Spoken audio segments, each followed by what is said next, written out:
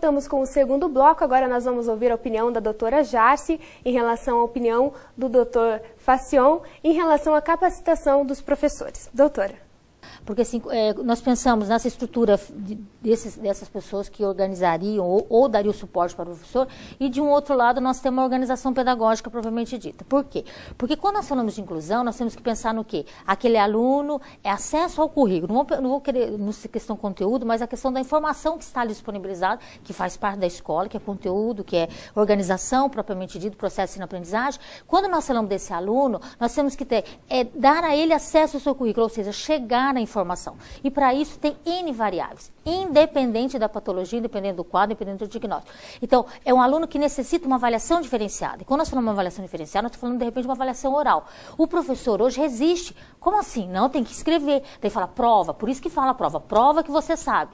Então, aquele aluno, por exemplo, que tem uma dislexia, ou que tem um quadro de hiperatividade, ou que tem um quadro de deficiência intelectual, ou até o superdotado, que faz parte também da educação especial, ele sabe tudo verbalmente, ou que ele consegue verbalizar melhor do que escrever. Ah, não pode. Então, já começam os entraves aí na questão do fazer, do cotidiano da sala de aula. Então, nós temos que pensar nessa prática pedagógica também, nessa preparação do professor de ver diferenciado esse acesso, essa abertura, para que esse aluno tenha informação respeitando as suas particularidades, as suas peculiaridades e abrindo espaço, e não estar dentro, né, não adianta. Como o professor falou, foi muito rápido e parece que o pessoal ainda não se preparou, de certa forma, a questão mais intrínseca, mais subjetiva, talvez, né, professor? Assim, essa coisa de estar preparado realmente para ver esse menino que está lá, tem uma deficiência, grita na aula, ele foge, não presta atenção, ele totalmente no mundo dele, no caso um autista, para tudo, como é que eu vou lidar com isso? O professor fala, eu não fui preparada para isso. Então é uma questão de ressignificação, de modo de pensar. Talvez, professor Jaci, esse ponto central que eu vou bater outra vez no ponto, é infraestrutura. Lembremos-nos, por exemplo, o menino com TDAH. Hoje nós já sabemos que uma parte significativa dos meninos hiperativos estão reagindo alergicamente a glúten e a caseína.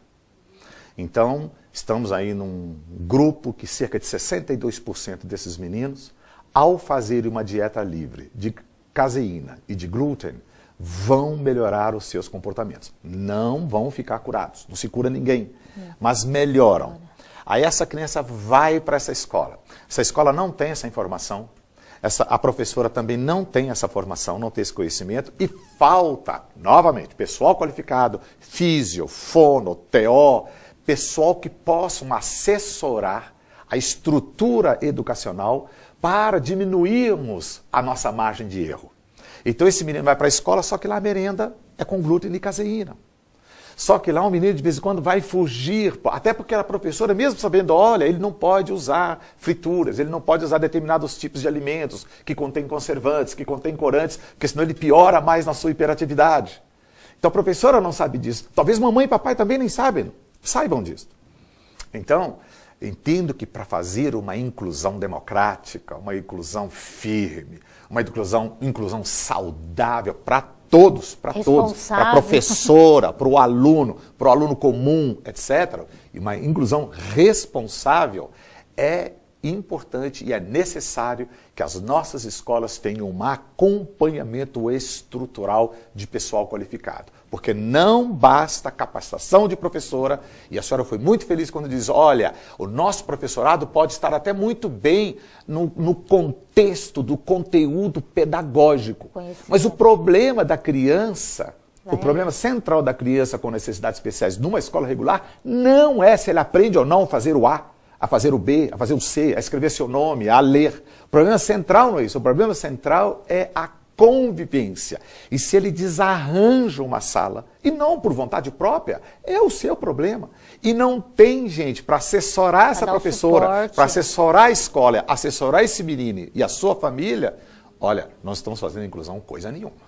Exatamente. Doutora Jarce, nós vamos continuar esse assunto no próximo bloco. Nós chegamos ao final agora do primeiro bloco e nós voltamos então com esse assunto, a inclusão das crianças com necessidades especiais nas escolas de ensino regular.